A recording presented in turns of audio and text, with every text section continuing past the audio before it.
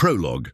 The quiet kitchen. It was a rainy morning. The sky over Portland hung low, and small droplets slid slowly down the kitchen window. Margaret put on the coffee pot, and out of habit took out 2 mugs. It had been 3 months since their daughter Emily left home, yet she still brewed 2 cups, one for herself, and one for the time that still lingered somewhere in this house. Charles sat across from her, pretending to read the newspaper. His fingertips, barely visible behind the pages, trembled slightly, but he said nothing. Between them, there was no longer a child's laughter, no morning alarm echoing through the hallways. Only an unfamiliar silence remained. Stirring her coffee slowly, Margaret murmured to herself, "Now I finally realize how big this house really is."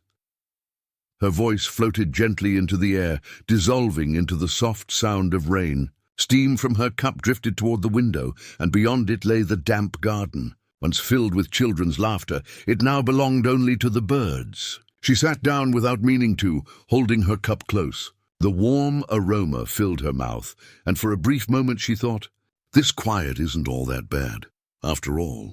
For decades, she had been too busy caring for others to ever sit still and have a moment of her own. She brought the cup closer as if comforting herself. To keep the rhythm of morning, she thought, you have to keep a few small habits alive. It sounded like advice for someone else, but really, it was a whisper meant for herself. The rain softened, and Margaret looked out the window. She realized then, silence wasn't the same as loneliness. It was, perhaps, the breath you take right before a new story begins. Chapter 1. The Empty Room. By afternoon, Margaret slowly walked down the hallway and opened the door to Emily's room. Faint sunlight filtered through the curtains, and the air still carried the scent of lavender. She paused at the doorway, taking in the room. A half-burned candle on the bed, posters on the wall, and a small stuffed toy. Everything was in its place, but the warmth within it was gone. She opened a drawer. Inside were old sketchbooks and a few envelopes. She took one from the top and unfolded it. In slightly crooked handwriting it read, "Mom, I want to be strong like you someday." Margaret smiled softly, then her eyes began to glisten. "I was so busy back then," she whispered to herself, running her fingers over the paper as if trying to touch the past. Footsteps approached from behind. Charles stood quietly at the doorway. Without a word, he sat beside her. For a while, they just looked at the letter together. "She's doing well," he said in his low, steady voice. Margaret nodded, wiping her tears. "Yes, she must be." She placed the letter on her lap. "Still, isn't it strange?" she said.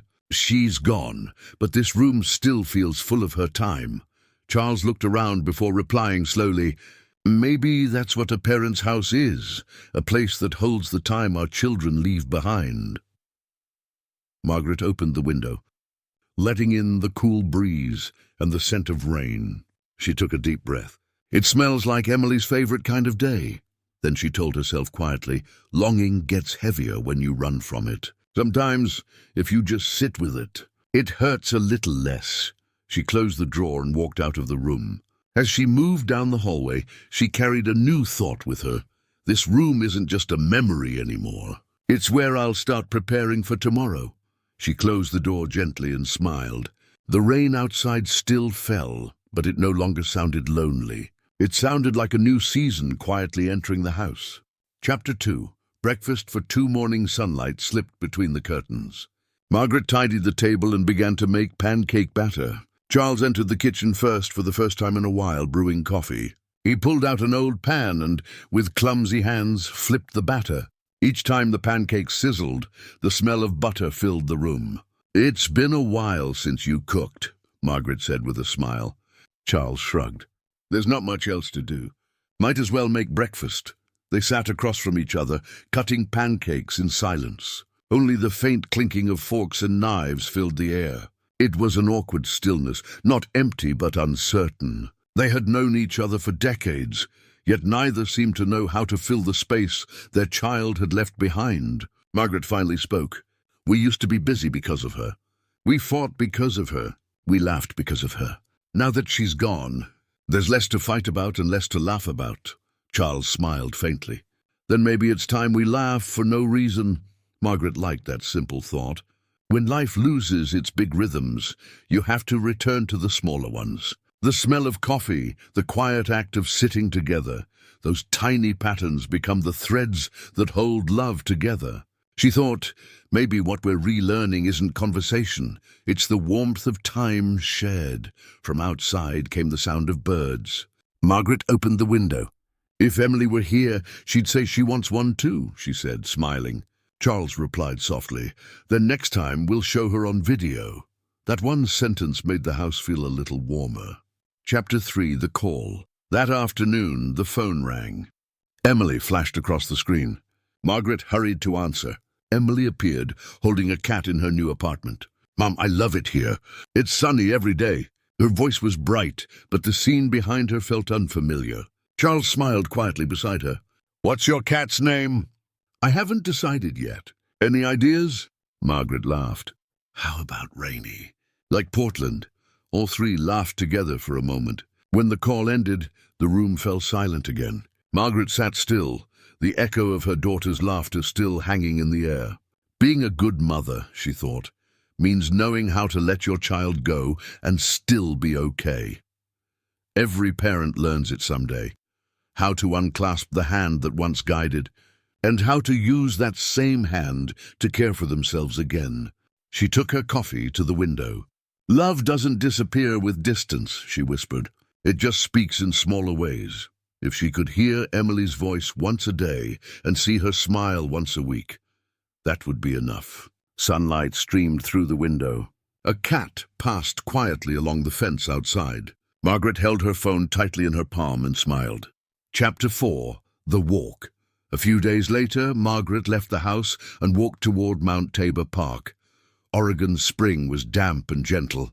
Mist drifted between the trees, and the air smelled of wet soil. She sat on a familiar bench and caught her breath, watching people walk their dogs in the distance. An elderly woman sat beside her. Do you come here often? Margaret nodded. Now I do. It's too quiet at home. The woman smiled. There are a lot of people like us here, walking to escape the quiet.